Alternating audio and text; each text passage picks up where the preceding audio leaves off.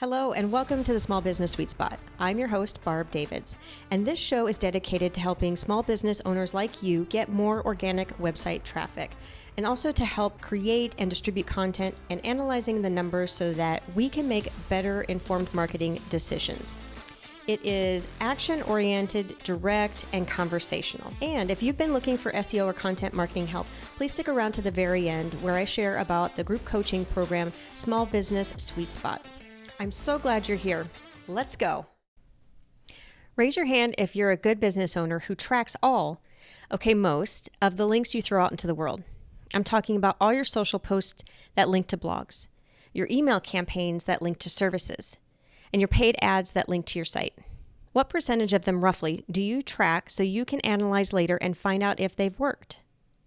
If your answer is currently not many because you don't have time for all of that, I've got some good news coming your way. With the help of a clever bit of code, you can easily set up a way to track your marketing efforts. And you can use that same bit of code to see in Google Analytics what's working. And just as importantly, and maybe more importantly, what's not working so less time and money is wasted on marketing that's not working for your business. Okay, let's jump into what you're here for, the tracking. To track the links you put out into the world, you add tracking parameters, also known as UTM codes. I'm not going to give you the history of these. You can Google that. What's important is that with these codes, you can see exactly where a visitor is coming from. Want to know if someone came from Instagram stories? You can track that.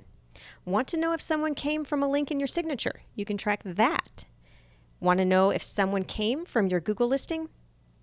You have to track that.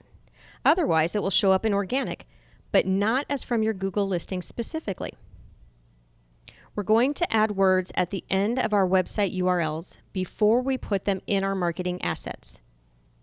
I'm going to go through the format first, provide you some tips, and then provide some examples. The example URL I'm going to use is yourbusiness.com. Typically, it actually has https:// before it. And what that means is that you have a secure website. Whole other topic, not going to go into it today, but if you don't have HTTPS, you do want to look into that. So we have HTTPS, yourbusiness.com. Some URLs have the www in front and some do not. That doesn't affect the tracking we're about to set up. After the URL, you'll add a question mark followed by a parameter name and then its value, otherwise known as a key value pair. The value is matched to a word. So it will look like this. https:// yourbusiness.com parameter word equals value word. The question mark is an indicator to tell Google Analytics, hey, there's some crap coming after this that you need to pay attention to. The parameter words are predefined by Google. Some are required, some are optional. All are case sensitive. If when you're doing this tracking, you use a capitalized word one day and a non-capitalized word another day for the same tracking, pandemonium will be unleashed. Well, not really, but your reporting won't be clean. And for some of us, that can cause some anxiety. I'm going to cover only the required ones here today. So the first parameter is UTM_medium. The medium is the main channel your link is running on. When creating a UTM code, there's a big list of default channels to choose from. Because remember, we want to be consistent to what's already in analytics. These are things like organic search, social, and referral. The blog in the show notes provides others. The next parameter is UTM_source. Each medium can have several traffic sources, and so the source parameter tells you the specific place your visitor has come from. For example, Google is a source of the organic traffic medium. Facebook is a source of the social media medium, and so on. The last required parameter is UTM_campaign.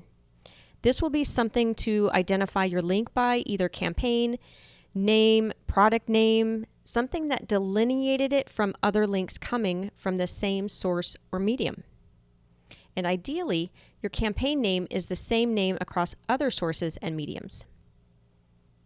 In between each parameter and its value, you'll place an ampersand. and it's best to use dashes in place of spaces, so when the URL gets used by copying and pasting, nothing gets lost. It's not required though. And Google does have a tool that allows you to input your values, and it will provide you the full URL so that you can easily copy paste. But it doesn't retain any previously created ones. So you might be creating new campaigns and sources and mediums all willy-nilly, and they will appear completely unorganized in your analytics. So I created a Google Sheet that tracks all of the campaigns, and it auto-populates the tracking URL. You can find a link to that in the show notes. A note to remember: only track external links, not internal links. This is very important because if you track internal links, it shows up as a brand new session and your conversions will be attributed incorrectly, which defeats the whole purpose of tracking. One thing that bothers me is how Google sometimes doesn't show some parts of social media links. You can't see from where on Instagram someone is coming from. Did they come from a post? Did they come from stories? Using tracking links, you can see this. Granted, not many people leave the platform, but for some campaigns, I still do want to see if anyone clicked out to my website. Some email providers have it set, so all you have to do is check a box and provide a couple of details, and it will add the tracking links for you. Some do not, and you have to add them to every single link in every single email. In that case, I do find a way to make it easy so I'm not having to change all the links in every single email. The level and detail you use in your tracking links will depend on how much detail you want in your analytics. Now that you have your links tracked, here's where you can go to find the report. Open up your Google Analytics, click Reports, Acquisition, Traffic Acquisition. The default shows what Google specifies as default channel group, but you can edit it to show source and medium. The key takeaway from this episode is that if you want to effectively measure the performance of your marketing, you should add tracking onto your external links. Stay tuned for more episodes on making your business thrive online. See you in the next sweet spot. Cheers. Thank you for sticking around. I hope you enjoyed the episode. If you're looking for SEO and content marketing help, consider joining the Small Business Sweet Spot.